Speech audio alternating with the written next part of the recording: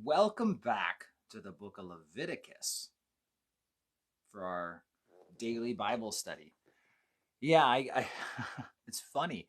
Yesterday I taught the entire study, and it wasn't until it was done. I was looking at the comments, and Susan said Deuteronomy 24, and I'm thinking, right, Deuteronomy 24. And I look up at the top of my thing, and it says Leviticus, and I'm like, oh yeah, we're teaching the book of Leviticus. Whoops. But you know what? It turns out there were people who actually needed to hear that message on marriage and divorce, specifically divorce. And so I think it was a divine intervention. God like stepped in and got us off track. And that's kind of cool to see. In fact, because again, it's just like I'm just baffled by how I could just to absolutely not realize I'm totally teaching out of the wrong book. But hey, that's cool. And the fact that my Bible was open to that chapter, which was just also kind of interesting. And it was like, we had done chapter 24 the day before, but I opened my Bible and there's chapter 24, and it's like, oh, I haven't taught that yet. And boom. So anyway, now we're in Leviticus 25. So the Lord spoke to Moses on Mount Sinai, saying, speak to the children of Israel and say to them, when you come into the land, so this was not for the Lord in the wilderness, but when they get to the land, the land I give you, then the land shall keep a Sabbath to the Lord. 6 years you shall sow the field, 6 years you shall prune your vineyard, gather its fruit. But in the 7th year there shall be a Sabbath of solemn rest for the land, a Sabbath to the Lord. You shall neither sow your field nor prune your vineyard. What grows of its own accord of your harvest you shall not reap, nor gather the grapes of your untended vine, for this is a year of rest for the land. And the Sabbath produce of the land shall be food for you. For you, your male servants, female servants, your hired men, stranger who dwells you, your livestock, beasts in their land, all its produce shall be your food. So we've got the Sabbath day. Now we have the Sabbath year. Let's see here. No legit.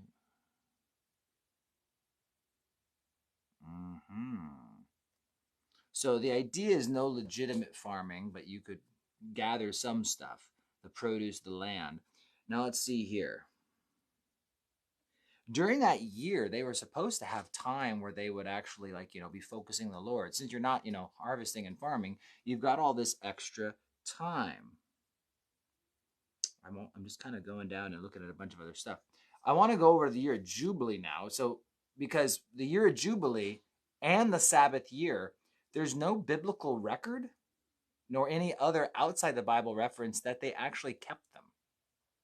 In fact, my friend, the scribe in Israel, I was just talking about the year of Jubilee with him, and he said, yeah, and it's like, there's no record that we ever actually kept the year of Jubilee, Yovel in the Hebrew. So it says, you shall count 7 Sabbath years for yourself, 7 times 7 years, and the time of the 7 Sabbaths of the years shall be 49 years. In case you can't do math, God did it for you.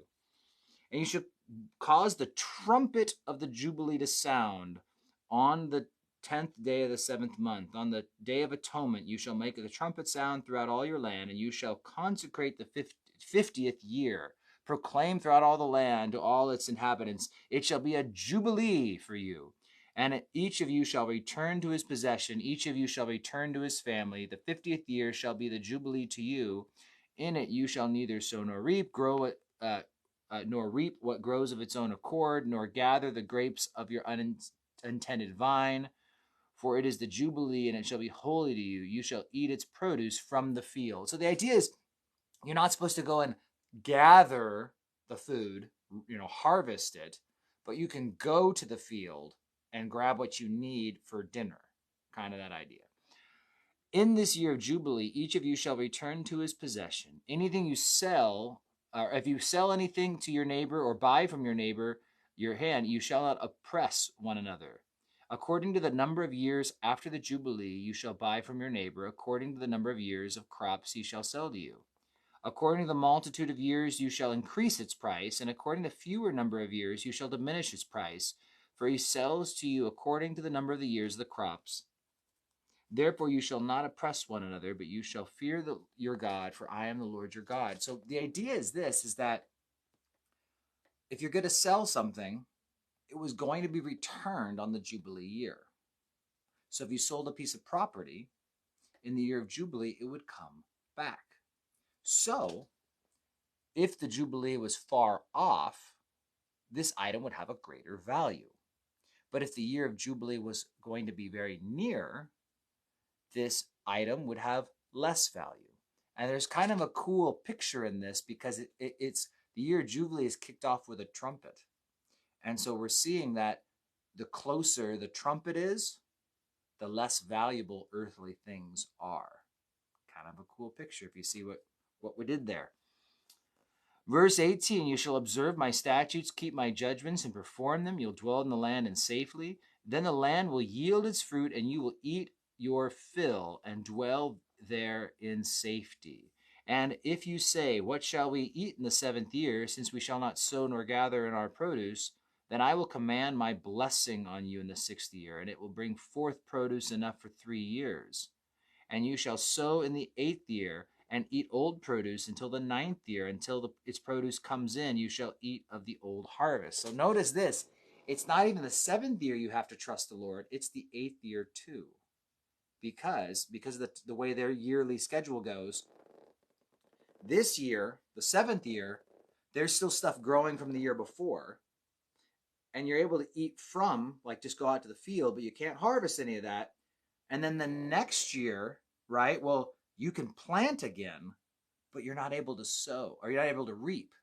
You're able to plant, but you're not able to harvest, because some of these things, it takes like a year for them to grow up and actually, come back around. So the way their seasons fall, essentially you're planting in one year and you're harvesting in a different year, if that makes sense.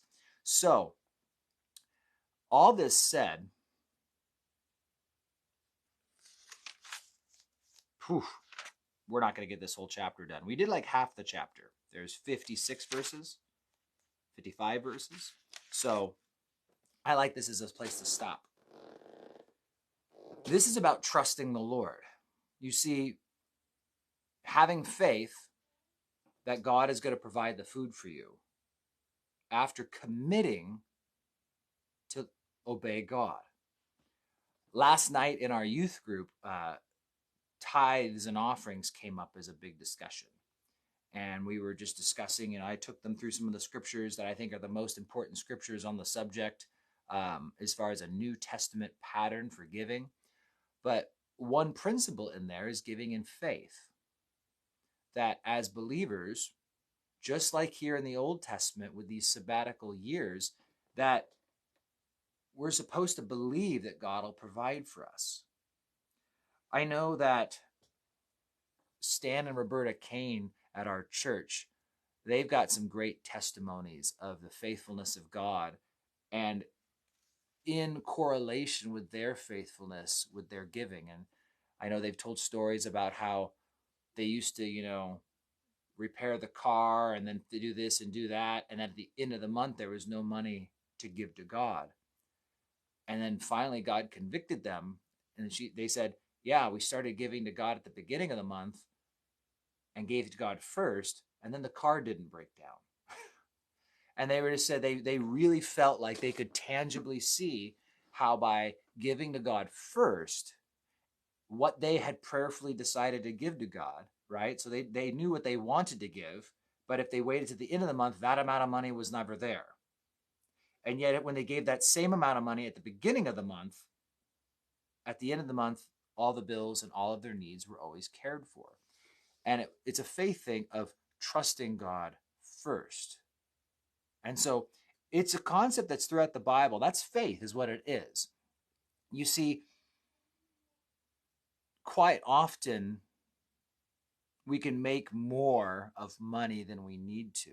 The idea of giving and not giving and how much and this and that and the other. But the thing about giving and the thing about money is it is a topic that no matter how much we want to deny it, right? It's something that is we can become anxious and worried about. Even some of the people who are the most attached, I think there's still a place where most people, like there's a desire for money and there's a desire to not run out of money. And so what we find is that when we can, by faith, have control over our money, that's all it is. It's just really about me telling my money what to do in faith.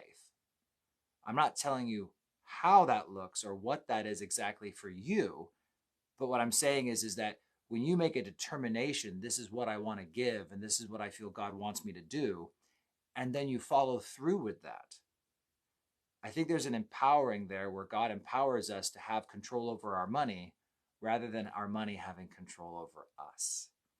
And so as the nearness of the trumpet draws closer, knowing that Jesus is coming back for us and the trumpet's going to blow and all this world's going to come to an end, the closer we think that trumpet is, the less these earthly things should really matter to us. And be just considering, again, where we spend our time, our money, how we invest, not just our money, right, but our time and our energy and our hope and our love.